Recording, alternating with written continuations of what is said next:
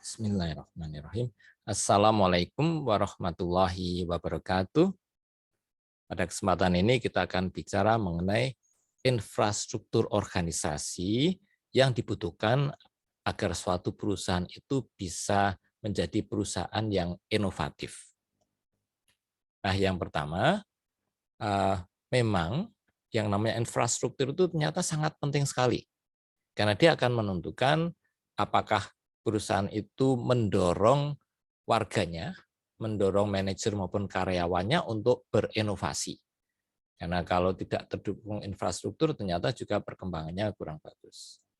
Kemudian, siapa yang bertanggung jawab atas infrastruktur ini? Sebetulnya yang bertanggung jawab para eksekutifnya, para manajernya.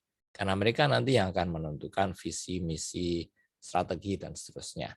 Dan hal-hal tersebut yaitu tujuan, kemudian maksud perusahaan dan strategi perusahaan, purposes, objectives, and strategies, itu membentuk suatu persatuan yang tidak terpisahkan tiga hal tersebut, karena saling berkaitan, satu sama lain akan saling mendukung. Nah, perlunya infrastruktur ini agar perusahaan bisa mencapai keberhasilan yang extraordinary, yang luar biasa. Karena kalau tanpa adanya infrastruktur yang mendukung, perusahaan akan berjalan seperti biasa saja, business as usual. Dia perkembangannya sedikit demi sedikit, tidak akan ada perkembangan yang sangat menanjak. Kemudian satu hal lagi yang perlu kita ingat adalah bahwa managers do not manage people. Jadi tugas seorang manajer, seorang pemimpin, itu bukannya mengelola SDM-nya, mengelola manusianya. Karena manusia itu memang bukan bagian yang bisa dikelola begitu saja. Tapi yang mereka lakukan adalah memimpin pekerjanya, memimpin stafnya, memberikan arahan misalkan. Sedangkan yang dikelola itu aktivitasnya, apa saja langkah-langkah yang diperlukan, kapan perlu dilakukan, siapa saja yang melakukan, itu mengelola aktivitas. Kalau manusianya sendiri, SDM-nya, itu hanya bisa diarahkan, dibimbing, atau leading, dipimpin. Nah, apa saja infrastruktur organisasional yang diperlukan? Yang pertama itu purposes. Purposes itu makna kehadiran perusahaan itu untuk apa? Apakah perusahaan itu sekedar untuk cari uang? Ataukah perusahaan itu ingin bermanfaat bagi seluruh sektor masyarakat? Atau perusahaan itu ingin menjadi yang terdepan di dalam suatu hal misalkan? Purpose, makna adanya perusahaan. Kemudian organizational vision. Vision itu visi. Itu berarti perusahaan itu akan kemana? Menuju kemana? Dan berikutnya objectives. Untuk mencapai tujuan itu, apa saja yang perlu dilakukan? Dalam artian rincian dari visi itu apa saja? Bagaimana Anda bisa mengukur bahwa visi itu sudah tercapai atau belum? Dan yang ketiga, strategi. Yang keempat, strategi itu tentang langkah-langkah yang diperlukan untuk mencapai objektif atau tujuan maupun visinya. Atau bisa ada yang bilang visi dan misi. Jadi ada visi, ada misi, dan ada strategi. Nah, tiga hal itulah, termasuk purpose juga, makna, itu yang tidak saling terpisahkan. Karena kalau sejak awal perusahaannya ingin dapat untung sebesar-besarnya setiap saat, susah akan inovasi. Karena yang namanya inovasi itu memang perlu berpikir jauh ke depan, bukan saat ini. Kedepannya ingin memberikan, kalau beberapa hal yang sangat bombastis saat ini kan terjadi dalam bidang space gitu, bidang luar angkasa ya. Ada misalkan Jeff Bezos itu ingin manusia itu banyak yang hidup di orbit bumi. Pabrik-pabrik pun dipindah ke orbit bumi.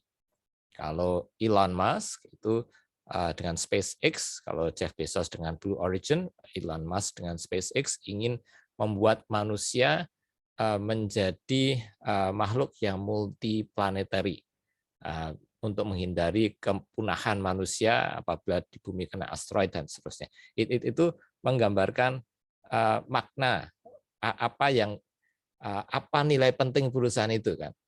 Nah, kalau makna yang disematkan itu demikian tinggi, nanti visinya kan juga jadi tinggi juga, maka dia itu tentunya berpikir bahwa saya perlu investasi jangka panjang, saya perlu berinovasi agar mencapai target, mencapai visi yang digambarkan tadi, mencapai makna perusahaan yang diinginkan juga tadi. Nah, kalau begitu, maka harus ada strategi yang tepat untuk mencapainya. Itu sudah sejak awal suatu gambaran yang membutuhkan kreativitas inovasi yang sangat tinggi sekali bagi perusahaan itu. Dan ke bawahnya tentunya juga ini struktur organisasi juga harus sesuai, mendukung. Sifat-sifat manajerialnya juga mendukung dan seterusnya. Misalkan ya struktur organisasi, apakah ada CEO khusus mengenai pengembangan produk, ada tingkatan CEO, Chief Product Development Officer misalkan, ataukah ketika seorang punya ide yang brilian, apakah ada cara untuk menyalurkan ide itu, ada divisi khusus untuk mengembangkan prototipe baru misalkan. Kalau management attributes, ini terkait dengan ciri-ciri kepemimpinan. Apakah membolehkan bawahan untuk berinovasi atau pimpinan malah akhirnya sudah jalankan, yang penting semua lancar, produksi banyak, nggak usah mikir yang lain-lain. Nah, yang khas itu misalkan Google, kita pernah bicara tentang Google. Google itu malah mewajibkan setiap warganya, setiap pegawainya untuk menyisihkan waktu 20% kalau nggak salah dari waktunya untuk mencoba sesuatu yang baru, untuk mendesain produk baru dan seterusnya.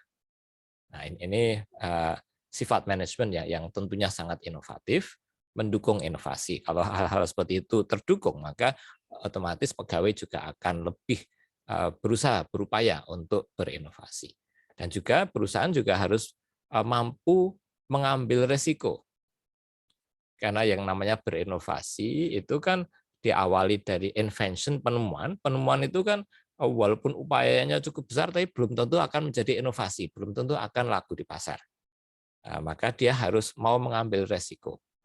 Nah, kalau contoh Google lagi itu dia banyak sekali punya proyek-proyek rahasia, tanda petik gitu ya, Google X, yang akhirnya istilahnya moonshot ideas, ide-ide yang seolah-olah menyasar ke bulan, bak pungguk merindukan bulan, saking kalau dilihat sepintas tidak mungkin tercapai.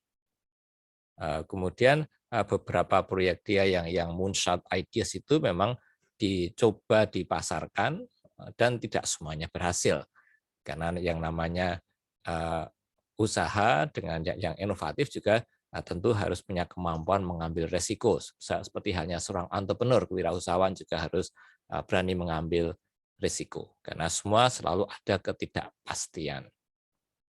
Kemudian ada support for innovation. Bagaimana perusahaan mendukung inovasi? Apakah dia itu mendukung inovasi atau malah dia itu menekan inovasi? Orang yang inovatif malah idenya tidak didengarkan. Udah nggak usah mikir itu tugasnya manajer mikir yang inovasi seperti itu. Padahal inovasi itu bisa jadi muncul dari pegawai yang paling rendah pun juga bisa.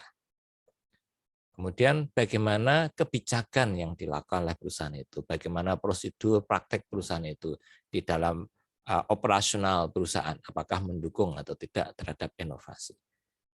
Kemudian dia punya kerjasama dengan siapa saja, bagaimana bentuk kerjasamanya. Misalkan ya suatu perusahaan yang punya breakthrough innovation, inovasi yang sangat radikal, yang suatu produk sangat baru, apakah dia punya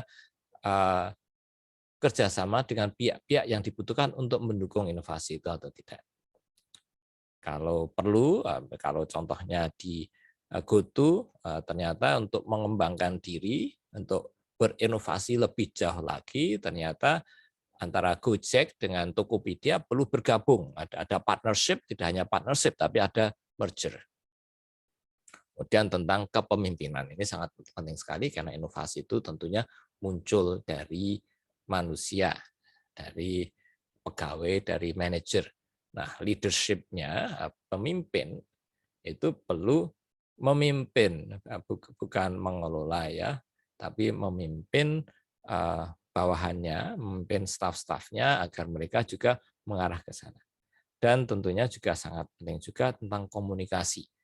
Bagaimana ide-ide yang muncul dari bawah itu bisa dikomunikasikan ke atas, ada saluran, ada event-event di mana pegawai yang paling bawah pun bisa mengemukakan idenya kepada atasannya, dan ada standard operating procedure-nya, bagaimana untuk menyaring, terus melihat feasibility, kelayaan suatu ide, dan seterusnya. Itu tentunya, itu kalau tentang SOP-nya, tentang prosedur untuk menyaring, untuk menyeleksi, untuk melihat kelayaan, itu nanti masuk di procedures and practices juga. Tapi semuanya ini, infrastruktur yang cukup banyak ini, tentunya semuanya bersama-sama juga dengan sumber daya organisasi, itu perlu sinkron agar perusahaan menjadi perusahaan yang mendukung inovasi. Nah, terima kasih, mudah-mudahan bermanfaat, dan wassalamualaikum warahmatullahi wabarakatuh.